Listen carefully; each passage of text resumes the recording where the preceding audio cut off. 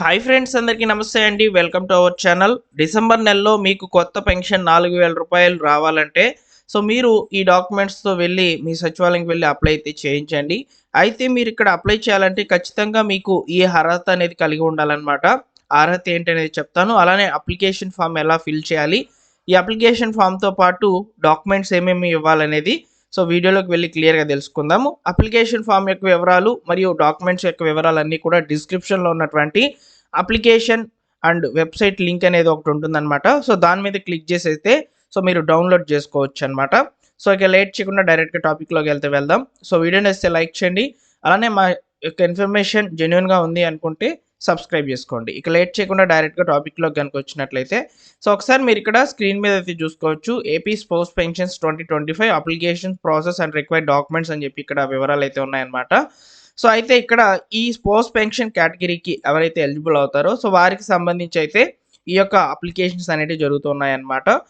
Pension పొందుతూ ఉన్నటువంటి భర్త మరణించిన తర్వాత జీవనం కొనసాగించడంలో కష్టాలు ఎదుర్కొంటున్నటువంటి వ్యక్తులు అంటే భార్యకు సంబంధించి అయితే ఒక స్థిరమైన ఆర్థిక సహాయం అందించడం ఉద్దేశంతో మన యొక్క రాష్ట్ర ప్రభుత్వం తీసుకొచ్చినటువంటి కొత్త పింఛన్లే స్పోర్ట్స్ పెన్షన్లు అనమాట.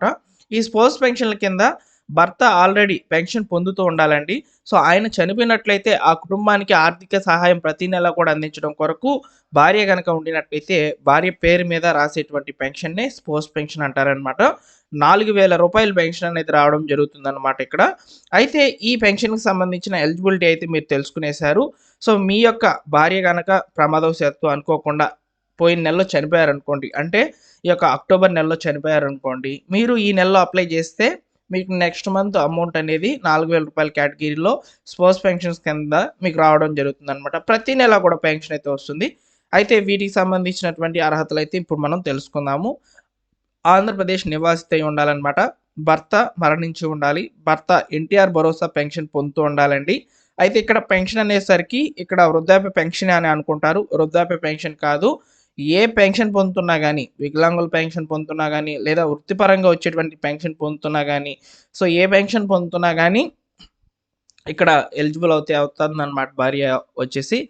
దరఖాస్తుదారుని యొక్క వయసు కనీసం 30 సంవత్సరాలు లేదా అంతకు పైన ఉండాలని చెప్తున్నారు. ఈ యొక్క లిమిటేషన్ ఏజ్ లిమిట్ అనేది పెట్టారండి. భర్త చనిపోయారనుకోండి, చనిపోయిన తర్వాత భార్యకు వచ్చేసి వయసు 30 సంవత్సరాల పైన ఉండాలి ఖచ్చితంగా. అప్పుడే మీరు స్పోర్ట్స్ కేటగిరీకి సంబంధించి ఎలిజిబుల్ అవుతారనమాట. అదేవిధంగా రేషన్ కార్డు ఉండాలి. అదేవిధంగా ఇంట్లో ఎవరు కూడా పెన్షన్ అనేది పొందుతూ ఉండకూడదు అనమాట. ఇక్కడ ఎగ్జాంపుల్కి ఇంకొక పెన్షన్ పొందుతూ మీరు ఈ యొక్క స్పోర్ట్స్ పెన్షన్కి అప్లై చేసుకోవచ్చు. ఎగ్జాంపుల్కి వచ్చేసి మీ ఇంట్లో ముగ్గురు అనుకుందాం. భర్త, భార్య, కొడుకు అనుకుందాం. ఇక్కడ భర్త వృద్ధాప్య పెన్షన్ అనేది తీసుకుంటూ ఉన్నారు అనుకుందాం. కొడుకు వచ్చేసి వికలాంగుల పెన్షన్ తీసుకుంటూ ఉన్నాడు అనుకుందాం. ఇక్కడ వికలాంగుల పెన్షన్స్, ఈ యొక్క వృద్ధాప్య పెన్షన్స్ 2 కూడా ఒకే రేషన్ కార్డు మీద వస్తాయి. ఇప్పుడు భర్త చనిపోయారు కాబట్టి భర్త కింద అంటే భార్యకి రావాల్సినటువంటి ఈ స్పోర్ట్స్ పెన్షన్కి అప్లై చేసామనుకోండి, వస్తుందా రాదా అనేది మీకు ఒక డౌట్ అనేది ఉంటుందన్నమాట. ఖచ్చితంగా వస్తుంది.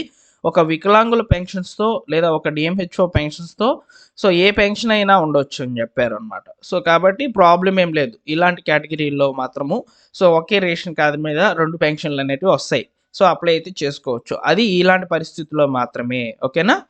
అప్లికేషన్ ప్రాసెస్ ఏం చేయాలంటే ఫస్ట్ ఆఫ్ ఆల్ మీరు సచివాలయంకి అయితే వెళ్ళాలన్నమాట. వెళ్ళిన తర్వాత స్పోర్ట్స్ పెన్షన్ అప్లికేషన్ అనేది ఒకటి ఉంటుంది.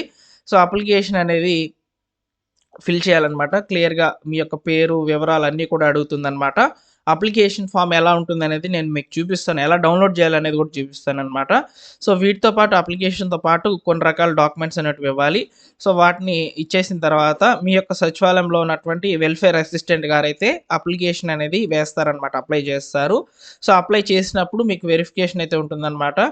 కేవైసీ తీసుకుంటారు. అదేవిధంగా మీ యొక్క అప్లికేషన్ని ఎంపీడీఓ పరిధిలోకి అయితే పంపిస్తారనమాట. అక్కడ మీకు ఎలిజిబుల్ దొరికితేనే డైరెక్ట్గా మీకు మీ యొక్క సచివాలయంకి అయితే రావడం జరుగుతుంది. స్పోర్ట్స్ పెన్షన్ కేటగిరీలో ఎలిజిబుల్ అవుతుంది అనమాట. పెన్షన్ మంజూరు అయితే అవుతుంది. ఇది కేవలం 15 రోజుల వ్యవధిలో జరిగిపోతుందన్నమాట. ప్రభుత్వం అంతా స్పీడప్ చేసింది ఈ కేటగిరీకి సంబంధించినటువంటి పెన్షన్‌ని. సో, ఇక్కడ చూడండి మీకు క్లియర్‌గా అయితే ఉంది. సో, మీరు అప్లై చేసిన మరుసటి నెలలోనే మీకు పెన్షన్ అనేది అందించబడుతుందని చెప్తున్నారనమాట. ఓకేనా? సో, ఒకసారి అప్లికేషన్ మాన్యువల్, సర్క్యులర్ ఇవన్నీ కూడా చూసుకోవచ్చండి. ఇవన్నీ కూడా నేను ఇచ్చినటువంటి డిస్క్రిప్షన్‌లో ఉన్నటువంటి లింక్‌లు అయితే ఉంటాయి. ఒకసారి మీరు కూడా డౌన్లోడ్ చేసుకోవచ్చు. సో, ఇలా అప్లికేషన్ మీద క్లిక్ చేసినట్లయితే సో, డౌన్లోడ్ చేసుకోవచ్చనమాట. సో, చూడండి అప్లికేషన్ ఫామ్ అయితే ఈ విధంగా ఉంటుందన్నమాట. ఒకసారి చూస్తున్నారు కదా! సో, ఈ యొక్క అప్లికేషన్ ఫామ్‌తో పాటు కొన్ని రకాల డాక్యుమెంట్స్ అనేటివి మీరు యాడ్ చేయాల్సి అయితే ఉంటుంది. అయితే ఇప్పుడు మనము అప్లికేషన్ ఫామ్ ఎలా ఫిల్ చేయాలనేది ఒకసారి మాట్లాడుకుందాము. సో, ఇక్కడ చూడొచ్చు ఎన్టీఆర్ భరోసా స్పోర్ట్స్ పెన్షన్ అప్లికేషన్ ఫామ్ అనేది ఉంది కదా! సో, దరఖాస్తుదారుని యొక్క పేరు ఎవరిదంటే భార్య పేరు అయితే రాయాలి. అదేవిధంగా ఇక్కడ భర్త పేరు వచ్చేసి సో, పెన్షన్ పొందుతున్నటువంటి భర్త పేరు ఆయన చనిపోయి ఉండాలండి. అప్పుడే మీకు ఈ పెన్షన్ అనేది రావడం జరుగుతుందనమాట. ఇక్కడ ఇవ్వాలన్నమాట.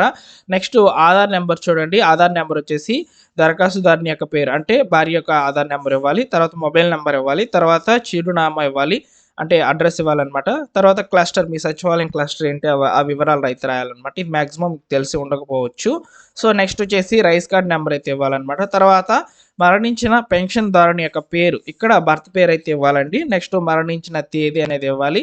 తర్వాత ఆయన యొక్క ఆధార్ నెంబర్ ఇవ్వాలి. అదేవిధంగా మరణ ధృవీకరణ రిజిస్ట్రేషన్ నెంబర్ అనేది ఉండాలి. అంటే దీని గురించి కూడా చెప్తాను. రిక్వైర్డ్ డాక్యుమెంట్స్‌లోకి అయితే వస్తదనమాట. సో, పెన్షన్ రకం ఏంటనేది చెప్పాలన్నమాట. పెన్షన్ ఐడీ కూడా ఇవ్వాలి. ఇవన్నీ చేసిన తర్వాత ఇక్కడ చూడండి దరఖాస్తుదారుని యొక్క సంతకం ఉంది కదా! అక్కడ పెట్టేసి సో, ఈ పైన అంటే ఈ యొక్క గ్రామ వార్డు సచివాలయం ఆంధ్రప్రదేశ్ ప్రభుత్వానికి ఉంది కదా! సో, ఇక్కడొచ్చేసి ఈ యొక్క ఫోటో అనేది యాడ్ చేయాలన్నమాట.